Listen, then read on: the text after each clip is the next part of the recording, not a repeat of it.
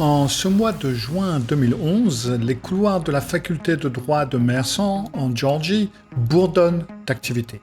Parmi les étudiants affairés, on y trouve Loren Giddins, qui se démarque par son sourire radieux et sa détermination sans faille. Il ne lui manque plus qu'un examen à passer et elle sera officiellement avocate. Loren a les yeux pétillants d'excitation, elle n'ose pas y croire, tout ce travail va enfin payer. Avant de plonger dans ses révisions, Loren s'accorde une parenthèse pour assister au mariage de sa sœur où elle joue le rôle de demoiselle d'honneur. La cérémonie est magnifique, empreinte d'amour, de rire, de plaisir. Et au moment des adieux, Loren serre sa mère dans ses bras et lui dit « T'inquiète pas, si tu n'as pas de mes nouvelles pendant un moment, je vais m'enfermer dans la bibliothèque et étudier comme une forcenée pour mon dernier examen. » Sa mère sourit, touchée par la détermination de sa fille et « Fais attention à toi, ma chérie, n'oublie pas de respirer entre deux chapitres quand même, hein ?» Et ces paroles légères vont bientôt prendre un sens tout à fait tragique que personne ne peut encore soupçonner. Si vous aimez les récits sombres, mystérieux, vrais, fantastiques, vous êtes tombé au bon endroit parce que je fais de mon mieux pour sortir une vidéo par semaine, le samedi, pour mettre un récit en ligne. Souvenez-vous de vous abonner, souvenez-vous de cliquer sur la cloche pour être averti lorsque je mets une nouvelle vidéo en ligne. N'hésitez pas à commenter et à mettre un petit pouce en l'air, surtout si vous aimez.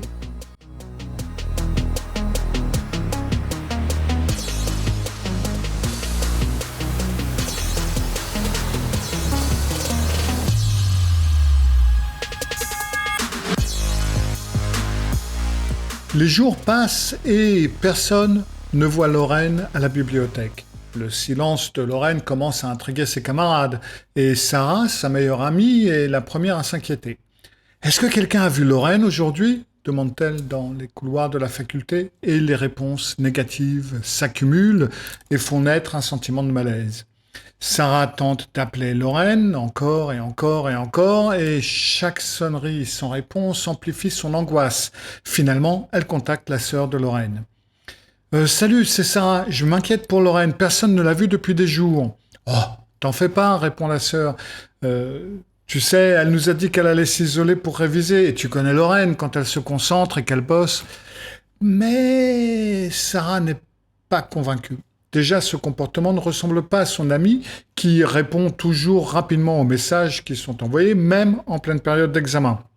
Et de plus, lorsqu'elle étudie, dans la force des choses, elle étudie toujours à la bibliothèque et là, personne ne l'y a vue. Donc, l'inquiétude grandissante pousse Sarah à contacter la police. Alors, l'agent qui répond à son appel, au départ, ne semble pas vraiment très concerné. Oui, écoutez, madame ou mademoiselle, votre amie est majeure, elle a le droit de ne pas donner de nouvelles pendant quelques jours. Oui, mais vous comprenez pas, insiste Sarah. C'est pas Loren, il y a quelque chose qui va pas, j'en suis certaine. Bon. Donc, finalement, un policier est envoyé à l'appartement de Loren, il frappe à la porte, il appelle son nom. Seul le silence lui répond. Et il sort, il fait une rapide inspection et il peut constater qu'il n'y a pas de signe d'effraction, pas de fenêtre de cassée. Donc, l'agent retourne au commissariat. Donc, les jours continuent à s'écouler et l'angoisse monte. Là, du coup, c'est la famille de Loren qui, maintenant, est alarmée et dépose un avis de disparition inquiétante officiel. Et cette fois, la police prend l'affaire au sérieux. Les agents pénètrent dans l'appartement de Loren et la scène qui les attend est relativement déconcertante parce que tout semble en ordre.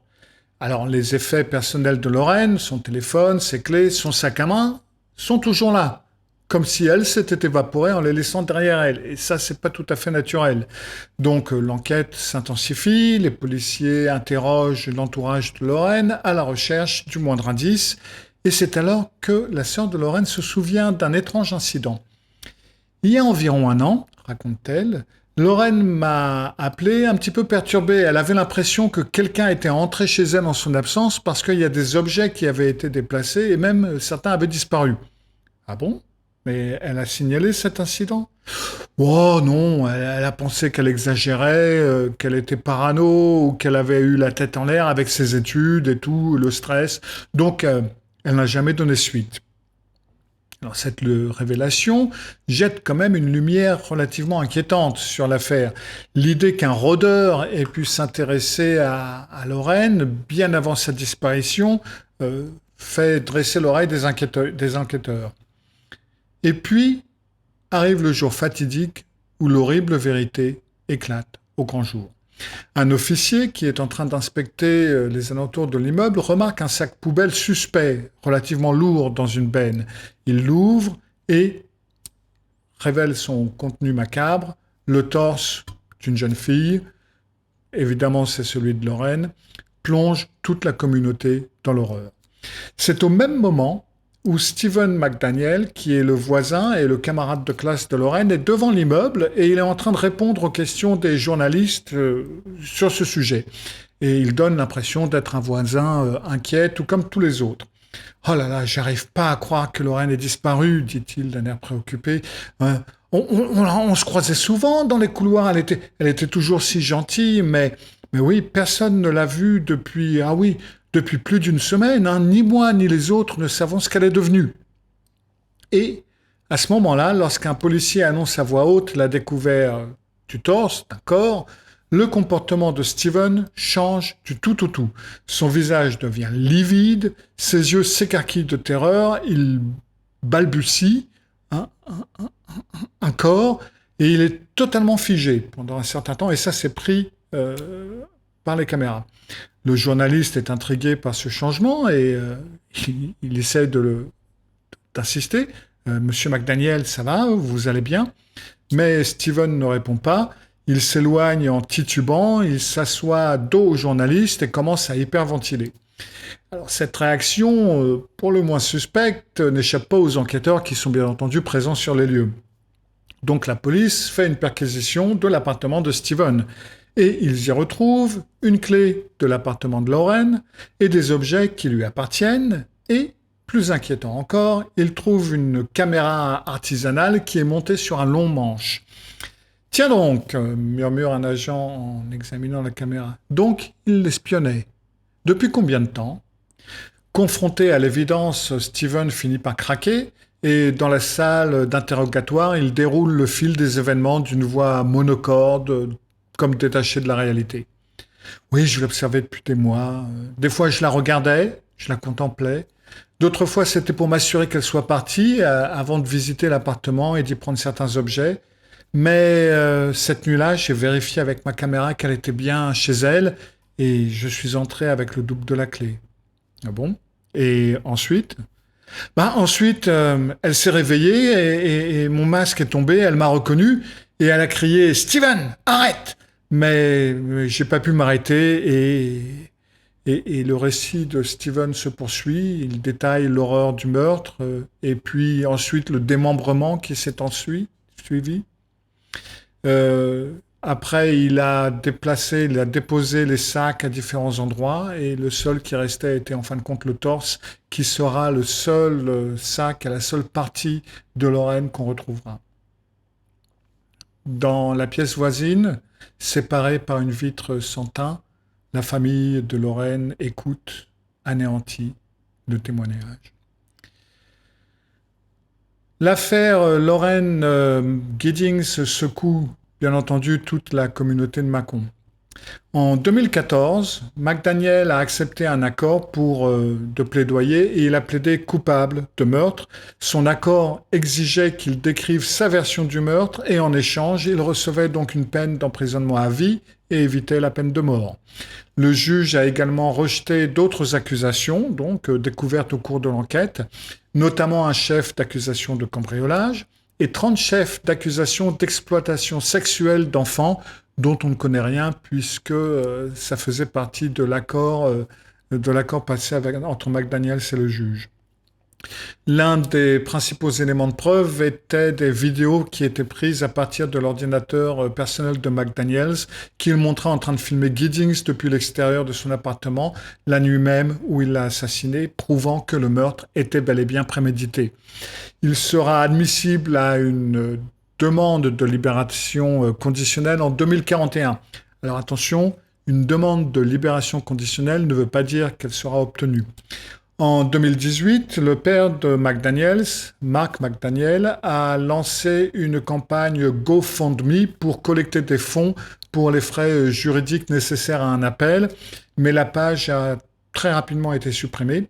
Stephen McDaniel s'est représenté lui-même devant le tribunal pour plaider en faveur d'un nouveau procès en 2018. Il a déclaré que ses droits constitutionnels avaient été violés parce qu'il n'avait pas été médicalement autorisé avant de donner son consentement aux perquisitions. Il y a des recherches juridiques qui auraient été interceptées par le procureur de district et ses avocats ne l'avaient pas représenté de manière adéquate. Il a également d'ailleurs déposé une plainte pour faute professionnelle contre son ancien avocat et le juge a tout rejeté en bloc, l'appel a été rejeté.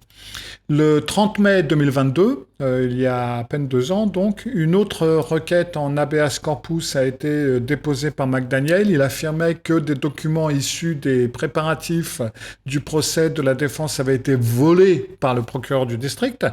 Dans sa requête, il a demandé que sa condamnation soit annulée et qu'il soit libéré de prison, rien de moins.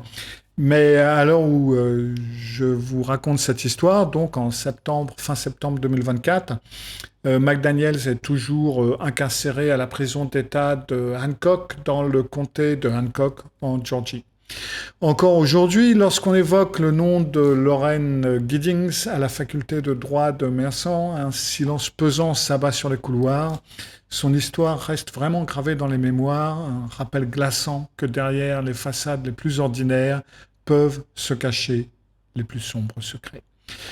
Vous allez voir maintenant le clip original de l'interview avec les journalistes qui sont en train de parler avec McDaniel au moment où on découvre le torse de Lorraine et on peut voir comment il perd un petit peu le fil. Les journalistes qui insistent un petit peu et comment les choses se déroulent. Je ne mets pas de traduction, je pense que vous en savez suffisamment pour comprendre ce qui se dit. No one has seen her since Saturday. I haven't seen anything. I've always seen noise outside, but it's just people walking by pretty much. We just don't know where she is. What about in the parking lot area? I know they've been doing a lot of. I think that's where they have recovered the body or whatever they recovered from there. Body? Had you seen anything there? Had you seen anything there? I mean, we don't know if this is the same person. You know what I mean? Like, they took out a body there earlier. We don't know if it's the same person or not. So that's why we're trying to ask people if they know who lived there. Are you okay, sir? I think I need to sit down. Okay.